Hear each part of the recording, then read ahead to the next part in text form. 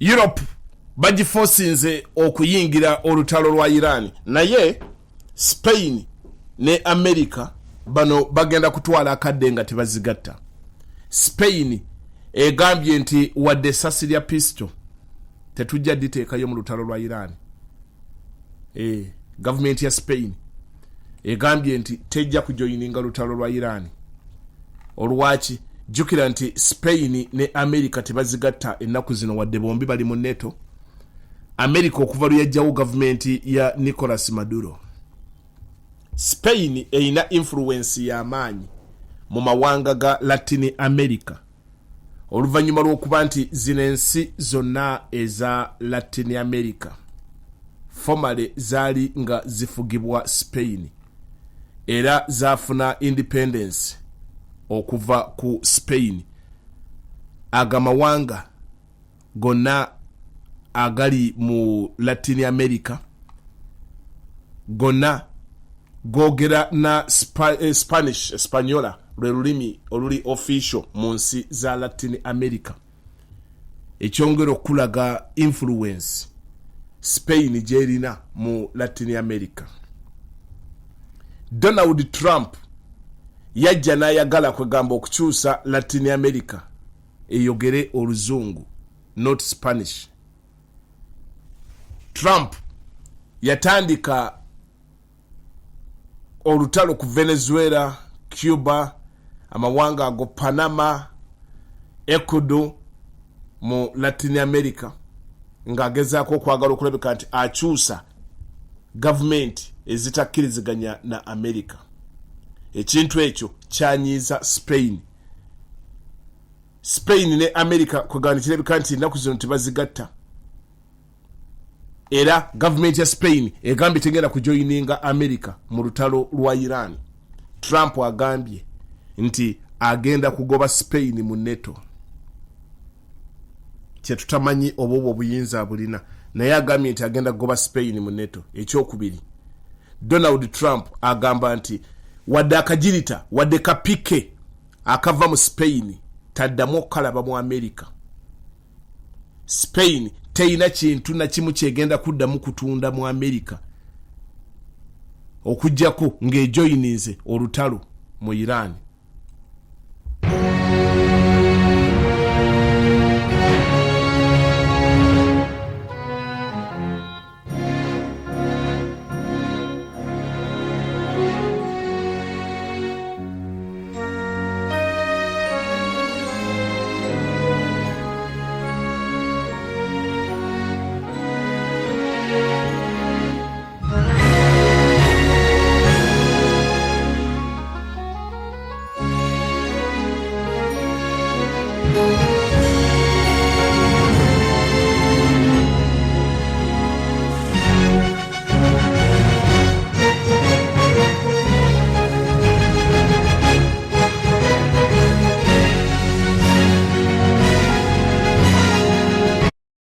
Spain ne America kati bali mu kugugulana olw'ensonga ezikwatagana n'enkola ya Donald Trump ogezaako okukyusa kwagamba political systems mu region eya Spain mu Latin America.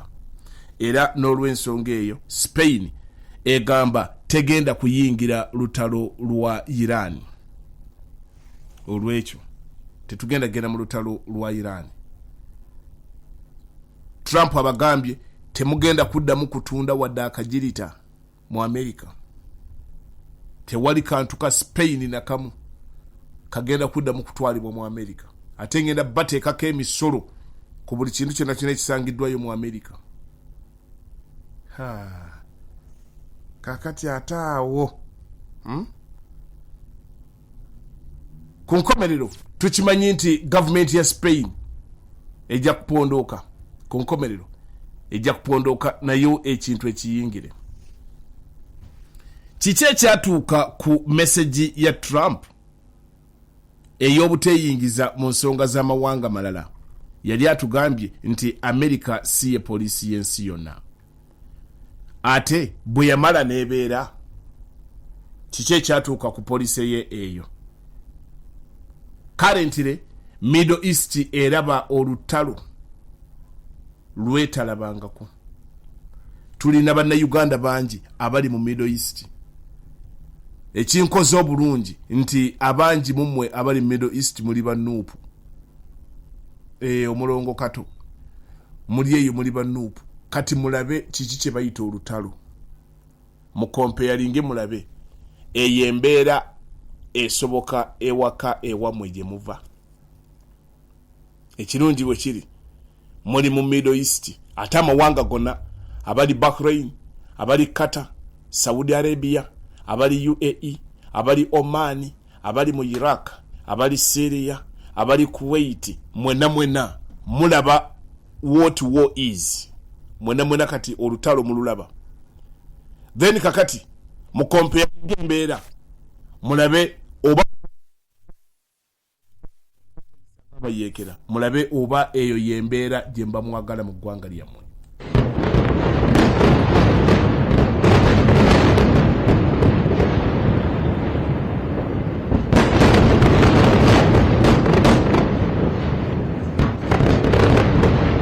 The U.S. air raids on Iran continued, Pentagon taking to social media to praise the B-2 stealth bombers that targeted Iran's ballistic missile facilities.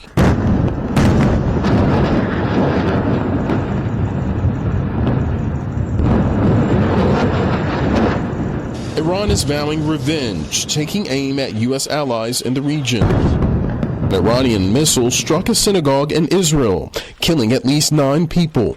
Iran also firing on cities throughout the United Arab Emirates, one day after striking a luxury hotel in Dubai.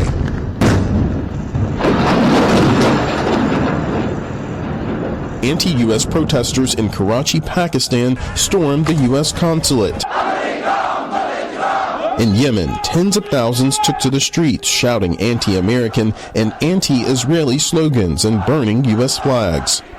The Prime Minister of Canada is among those supporting the U.S. action. Canada supports the United States acting to prevent Iran from obtaining a nuclear weapon. Among the questions now being asked are who will assume leadership of Iran now that its supreme leader has been killed. Trump behaving like Trump. This is what he does. He doesn't have a strategy.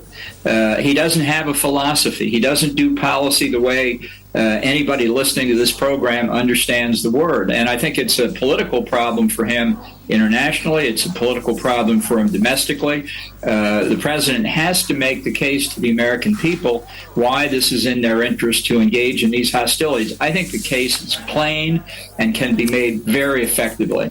But right now, that's not happening. And if that communications problem isn't corrected, Trump will have serious domestic political ramifications to face. The Israelis know exactly what they're doing. Their premier object is regime change, and it has been for some time. Bibi Netanyahu has been thinking about regime change in Iran longer than I have. And the United States knows that that's Israel's objective, and we are assisting them, as we should. We provided intelligence, which together with Israeli intelligence allowed them to carry out many of the strikes in the opening hours of the campaign, particularly the one that got the supreme leader.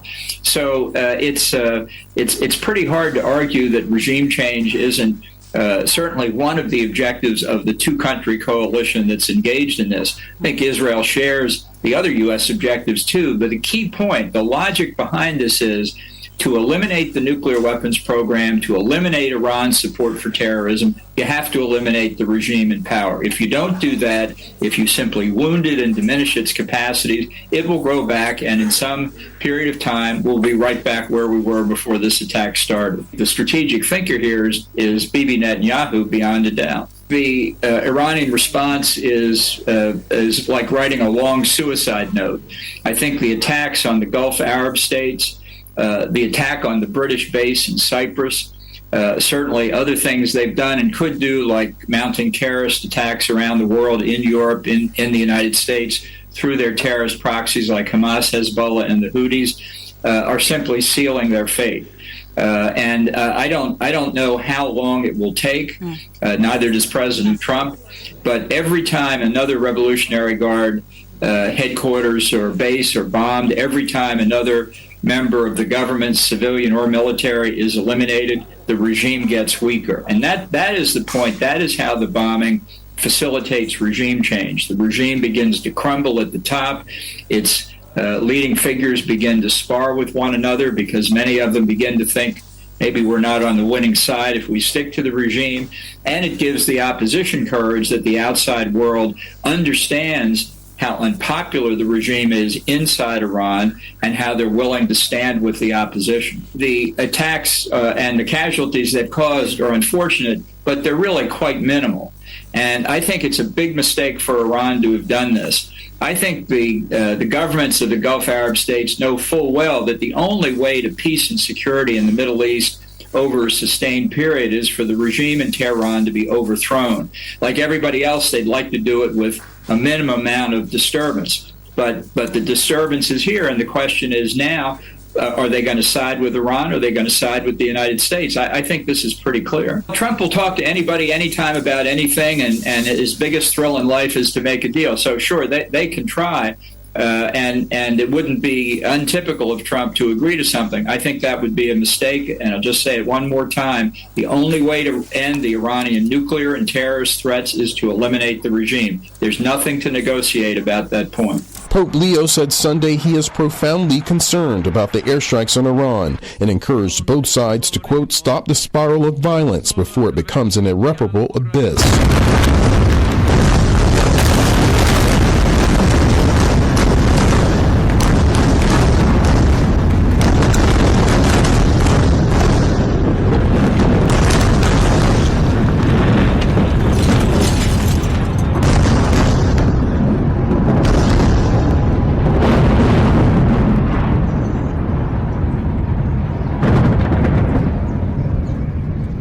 General mood from a lot of Americans is they don't really have the appetite for one of those, as we just said, those forever wars, those endless wars. And many people are pointing to the fact that the president did campaign on a promise to say that he wouldn't be getting involved in these entanglements. He wouldn't be putting boots on the ground. And they're seeing some of that messaging shifting. But, you know, it's not just the people on the street. It's the lawmakers up on Capitol Hill. That's where it's all happening, because they want answers, especially when we hear these statements from the president talking about unlimited weapons supplies. The question for them is whether or not those supplies can legally be used. You know, you've got lawmakers who are decrying the fact that they weren't briefed, they weren't given any information beforehand, they didn't know about this, and they want to know why. Well, there are two questions. First of all, they want to know why this happened. Was the US under some kind of fear? President Trump said on Saturday morning, as he announced what was happening, that he talked about how these weapons could reach the American homeland at some point soon.